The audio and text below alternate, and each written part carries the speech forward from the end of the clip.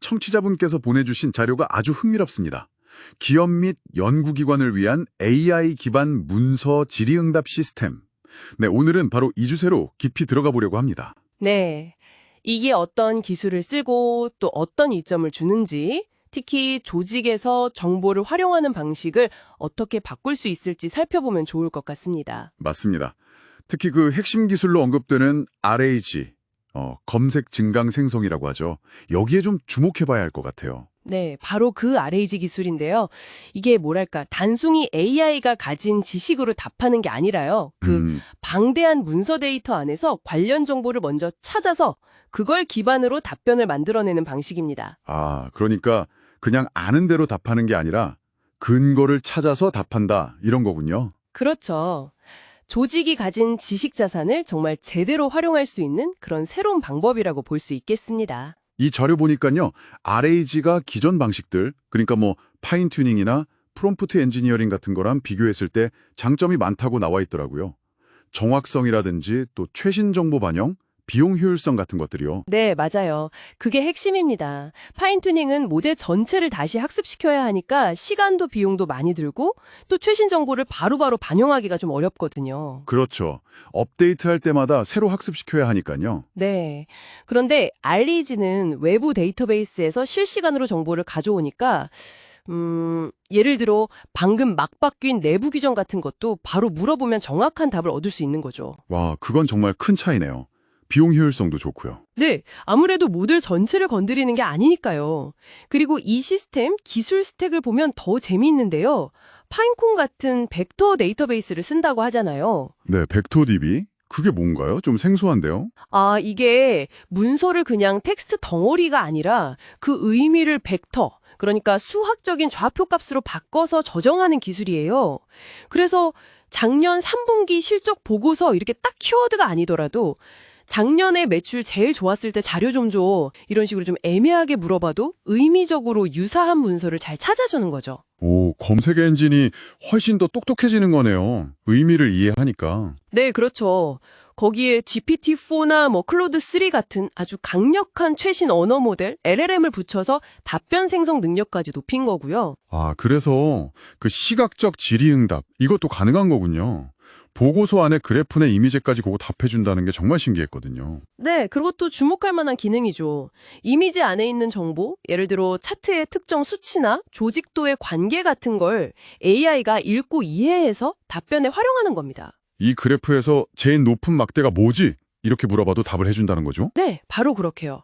텍스트뿐만 아니라 이미지 데이터까지 종합적으로 이해하는 거죠. 이야, 정말 대단한데요. 단순히 질문 답변 말고도 기능이 더 많던데요. 뭐 스마트 요약이라든지. 맞아요. 긴 문서를 빠르게 요약해주거나 데이터 속에서 미처 발견하지 못했던 어떤 패턴, 인사이트를 찾아주기도 하고요. 또 문서가 막 쌓이면 관리하기 힘든데 이걸 내용에 따라 자동으로 분류해주는 기능도 있습니다. 와, 활용 분야가 정말 무궁무진하겠어요. 자료에도 뭐 연구개발, 법률 검토, 고객 지원 여러 사례가 나오던데. 조항 같은 걸 빠르게 찾아낼 수 있겠죠.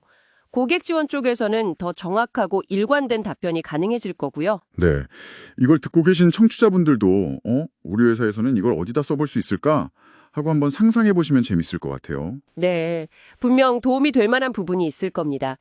결국 이 모든 기능들이 지향하는 목표는 딱 하나, 효율성 증대입니다. 효율성이요? 네, 자료에 나온 기대 효과 수치를 보면 문서 찾는 데 걸리는 시간을 최대 75%까지 줄인다. 75%나요? 엄청나네요. 네, 그리고 전체적인 업무 효율성은 60% 개선, 직원들의 만족도도 35% 정도 올라갈 걸로 예측하더라고요. 그 정도면 정말 혁신적인데요.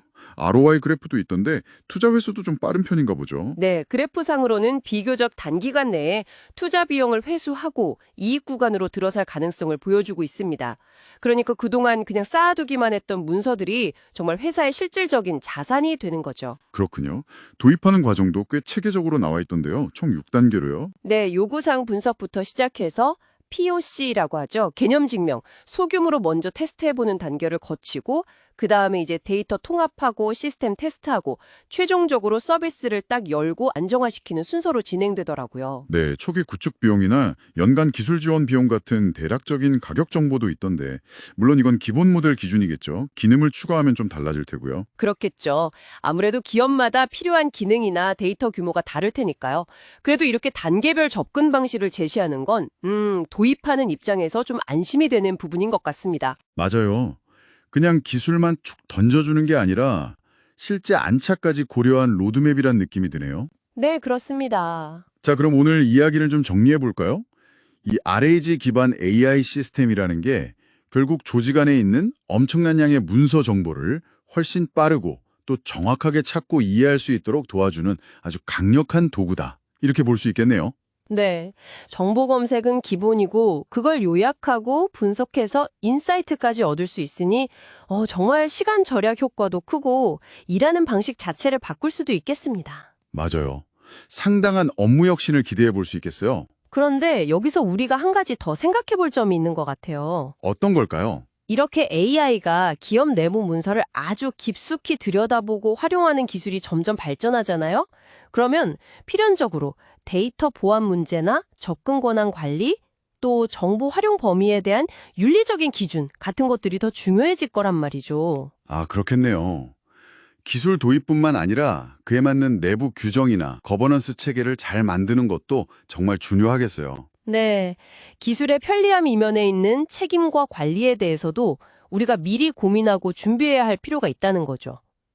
기술 발전 속도에 맞춰서 우리의 정보 관리 방식이나 윤리 기준도 같이 진화해야 하지 않을까 그런 생각을 해봤습니다. 네, 정말 중요한 지적이십니다.